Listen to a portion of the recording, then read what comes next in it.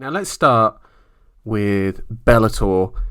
It's the only thing we can start with. Bellator 290 with a headline main event of Ryan Bader versus Fedor Emelianenko 2 for the heavyweight title. Two significant things about this. First time that Bellator are going to be on CBS. Huge channel for them. We're looking at potentially millions of viewers for this card if we're going to look at the past Strikeforce and Bellator events that were on CBS. But let's talk about the main story here, which is this is Fedor's retirement fight. He has alleged that this is retirement fight. He's 46 years old, Tom. 46. And win or lose, his place in MMA history is sort of set in stone. And Tom, tell me, for you, what is his place within the law of MMA? Well, he's a part mythical fighter, and that is because of the timing of his big run. Before MMA broke into the real mainstream, Fedor was just about the only name that people could recall, and yet they had never really seen him fight, and they didn't know much about him. Not the most physically imposing of men, Fedor. Of the kind of Hold on. Daniel Cormier. What pronunciation? Are we going Fedor? Are we doing whatever you just said was? Or are we doing Fyodor, which is the correct way, isn't it? We're going Fedor. Joe. Right, So that's what he's. Come on, that's what he's known with. Yeah. Throughout the world, Fyodor is the Russian Yeah. version. Well, you can tell listeners that Joe has got a lot to say about Fedor. He's dying for me to get off the mic. No, keep going. I have to set the scene, Joe. I have to set the scene. Now, obviously, his big moments, they came in Pride. Yeah. He had one of the longest unbeaten streaks in the sport's history. That was at heavyweight, where any shot can put you away. Everyone carries a threat. And, so he has to be recognised, of course, for that. However, for me, the timing of his big run before we had, kind of unified division in which the best fought the best, before the common rules were in place that we see now in MMA, puts him into this kind of mythical status rather than a real great that I personally live through. Okay. More like just coming out of the kind of freak show days of the UFC, and of course he never made it to the UFC, which is another part of it. Yeah, I think it was like when we saw Shogun retire last week, and it's like they're talking about how great Shogun was and whatnot, and how great it's just like Shogun's great run was 2005, 2006, and he was still fighting as of a couple of weeks ago. But I feel like there's something kind of poetic in a way that Fedor, the greatest fighter of Pride, is the last one to go. He's the last one to go, and he's still fighting for a title, like a major title in a major promotion, against a guy who has defeated him. It's, I don't know, there's something about that where it's the final capper on that promotion. I mean, it's long been dead, although pride never die, as the saying goes. But, I think for me, Fedor was this thing that, again, like you, it was something I had to go back to. Because when I started watching, it was about 05, 06. First laptop, first internet connection. As I've said before, pornography and fighting, first things you go for.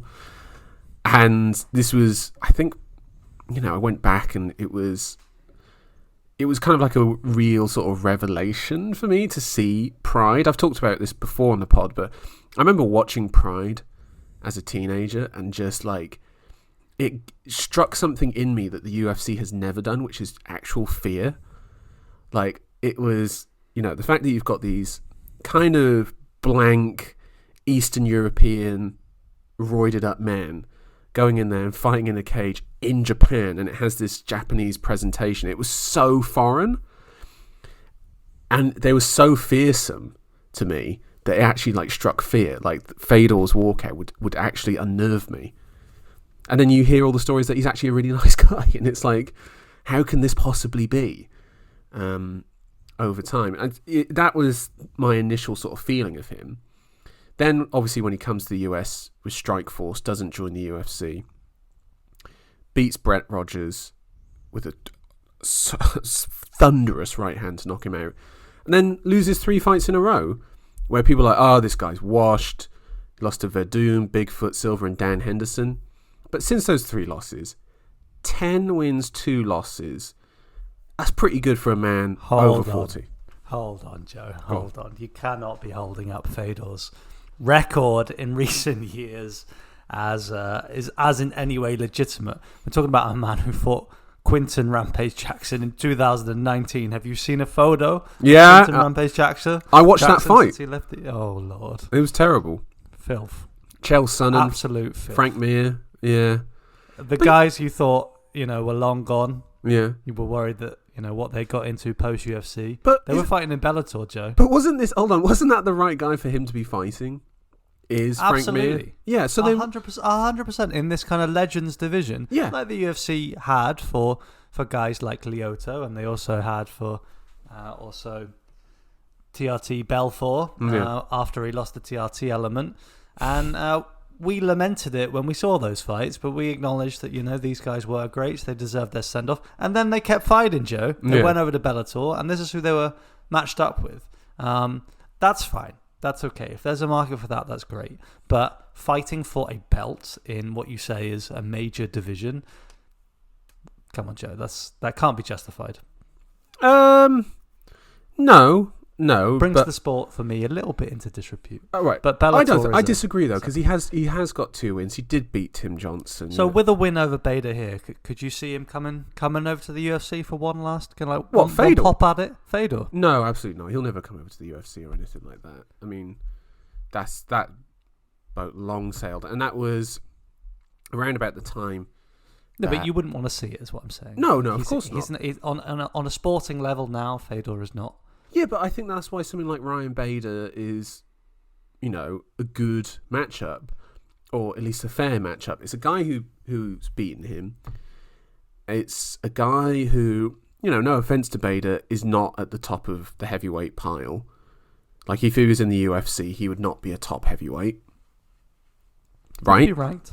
Yeah, I think he would be ranked, and I think he'd be ranked at light heavy as well if he wanted to continue making that cut. And I actually think Bader would probably do quite well at light heavyweight. I mean, he is very boxy, and, I think he would gas quite quickly. But still, nonetheless, he is the Bellator heavyweight champion. And I don't know, I just think this is a great send-off if he wins, and he goes off and he actually does retire with a record of 41-6 if he wins. That's incredibly impressive. I do also think it would be kind of mad if he did retire, considering that there is a matchup with Anderson Silva that I'm sorry, Tom, I would love to see. It would be disgusting, and I would love every second of it. Are you going to kink shame me? Please don't. No, you get enough of that from Kirsten, I'm assured. So no, Joe. No, I'm not gonna kink shame you. No, of course, he had his place in the sport. I think that place should be probably in the rearview mirror now. And yeah, if he can win this fight, that would be a great way to go out. Do you not have any sort of fondness for him or for Pride or anything like that? I mean, this is kind of your mentality. You're kind of a look forward guy, though, aren't you? Yeah, I'm all about the future, baby. Yeah. I'm all about what's around the corner. Crypto, I guess for me, weird 3D phone screens, that sort of thing. I guess for me, the sport has evolved so much since those days that Pride is unrecognizable. And as you say, it was freakish in nature, almost like there were no rules. Like you said, they were juiced up, these fellas. Yeah. Soccer kicks. Oh, so good. And all sorts of crazy matchups between, men weighing 300 pounds and ladies and just everything you can imagine. Ladies? Joe, it's out there. You're talking about Rising. Yeah, if it's happened, it's happened in Japan. Right. Yeah, and Pride happened largely in Japan. Of course. So I try to look at the UFC and MMA as a legitimate competitive sport of the highest order. I try to. Pride was the pinnacle of that. And this comes, where I think we're divided in where what makes us fans of the sport. You've always been more drawn to the kind of the big show, the performative aspect, and I am a hardline competitor, Joe. I want to see, the best. Yeah, and that's what you had in Pride at that time. That was the best. Like, there's no, Fedor versus Krokop is the best fight of that decade. But Joe, hold on. Look, we don't have this in in motorsport, for example. You don't say, well, let's say Ayrton Senna defeating whoever. Well, I didn't want to pick out Ayrton Senna because he's no longer with us, unfortunately. But I was looking for Nigel Mansell. All right. In his heyday, he was one of the faster men. He had one of the better cars as well. But that's another discussion. You don't say, "Oh, should we get Nigel Mansell back for one more season?" Not gonna lie, I would watch that. I'm not a Formula One guy. Now, Nigel Mansell competing in some Legends division with other veteran racers, fine. But he's not at the top of the sport anymore, and that's where my main eyes are drawn. I really want to see the promotional malpractice, basically, of it all. Yeah, that's a little bit troubling for me.